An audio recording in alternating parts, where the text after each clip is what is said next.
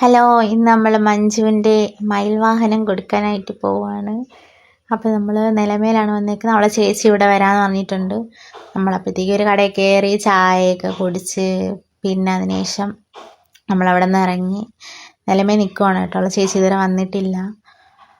ചേച്ചി വന്ന് വണ്ടിയൊക്കെ കൊടുത്ത് നമ്മൾ ബസ്സിലാണ് തിരിച്ച് പോകുന്നത്.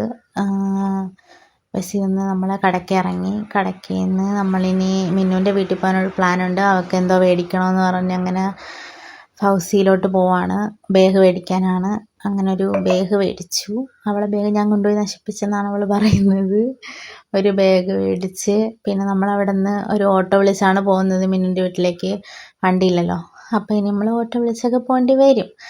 അപ്പോൾ നമ്മൾ ഓട്ടോ വിളിച്ച് അങ്ങോട്ട് പോകണം. മിന്നുവിൻ്റെ വീട് കോട്ടപ്പുറത്താണ് കേട്ടോ.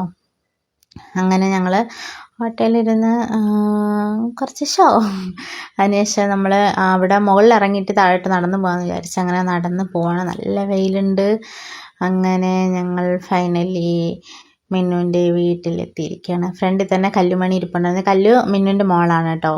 അപ്പം കല്ലു അവിടെ ഇരിപ്പുണ്ടായിരുന്നു. അകത്ത് കയറി.